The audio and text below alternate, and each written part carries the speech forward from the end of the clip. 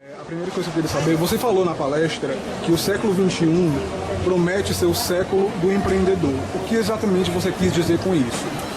Que até o século XIX nós tivemos o século do agricultor, século XX nós tivemos o século do empregado, com a CLT, com o salário mínimo, com todas as conquistas. A partir fim dos anos 80, começo dos anos 90, nós já começamos a ter um declínio do nível de emprego, quer dizer, fusões e incorporações, substituição de empregados por equipamentos, ou por computadores, ou por programas, software. Então hoje é possível fazer muito mais coisas com muito menos gente. Então com isso você diminui a quantidade de emprego. Você vai precisar de empregados mais especializados. Por outro lado, aumentou barbaramente o que nós chamamos de consultores, que são profissionais autônomos. Eu há 30 anos não conhecia ninguém que se dissesse consultor. Hoje eu conheço umas 300 pessoas. Então o que são? São profissionais, aprenderam muito, perderam emprego ou deixaram a empresa e decidiram que trabalhar por conta é muito melhor do que trabalhar por uma empresa. E o Brasil quer ser uma das 5 maiores potências do mundo. Para isso vai precisar de grandes empreendedores, porque todos os países que são grandes potências no mundo têm grandes empreendedores. Países que têm grandes empregados não chegam a potências mundiais. Então você considera que o Brasil está preparado, ou pelo menos está no caminho da preparação para chegar a esse patamar? Nós temos 6 milhões de empresas de todos os tamanhos, mas principalmente micro e pequenas empresas, 6 milhões legalizadas. E a previsão é que daqui a 5 anos nós vamos ter 9 milhões, nós vamos ter um crescimento de 50%. Então tem os jovens hoje, 20, 21, 22 anos, eles já estão pensando em ser empreendedores. Gerações anteriores não pensavam. Então é isso que vai aparecer. Muitos vão dar errado, mas muitos vão dar certo. Qual a principal coisa que um cidadão brasileiro deve ter em mente para conquistar o mercado de trabalho?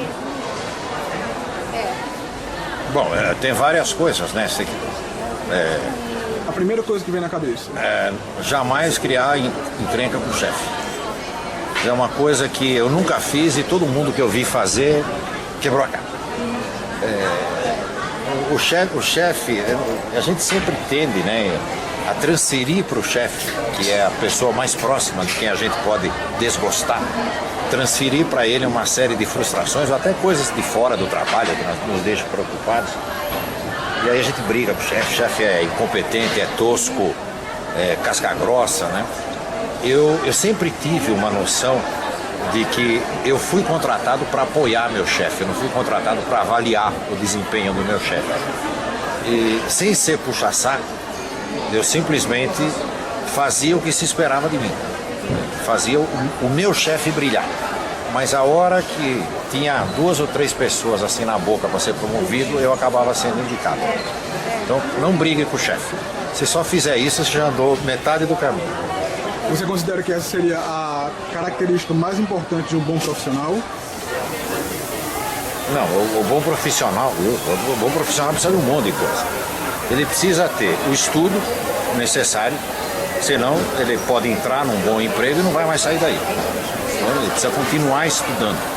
E nós vivemos numa época que ninguém tem desculpa para não estudar. Então ele precisa estar atualizado, ele precisa ter perfeita noção de hierarquia, isso que eu digo, eu entendo o teu chefe, quer dizer, como é que funciona a hierarquia dentro de uma empresa, e ele precisa se dar muito bem com gente.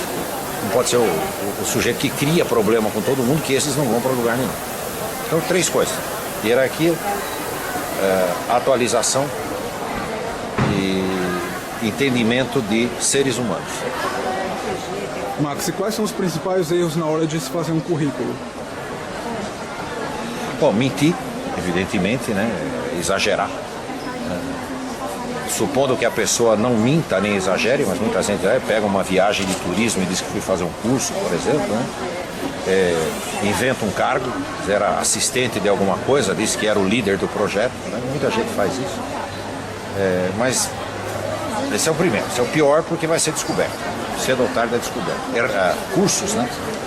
A pessoa participou de uma palestra, um seminário de um fim de semana, coloca aquilo como se tivesse sido um curso de mais longa duração. A outra coisa é ser prolixo do currículo, né? Querer contar histórias inteiras, fazer currículo de 4 ou 5 páginas que ninguém tem tempo de ler.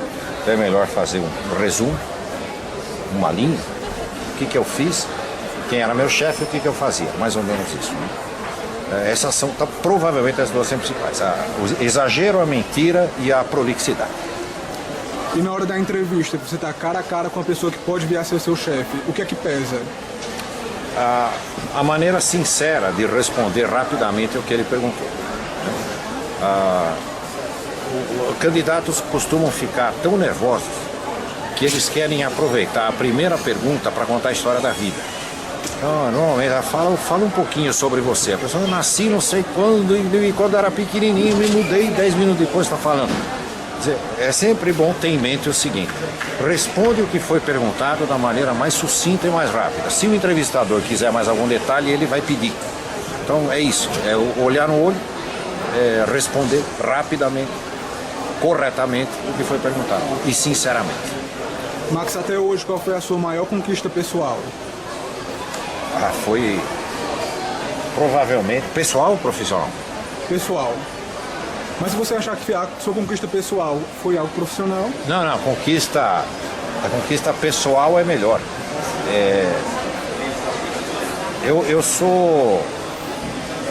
Eu venho de uma camada da sociedade muito pobre. Hoje as pessoas me conhecem e falam, você está brincando. Eu falei, não, é verdade. Eu nasci numa época que só tinha pobre e rico, não tinha classe média.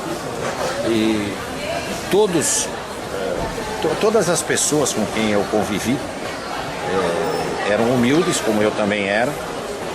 E a minha grande conquista pessoal é que todas essas pessoas continuam sendo meus amigos e, felizmente, elas me dizem que eu não mudei em todos esses anos. Eu continuo mais ou menos o que era.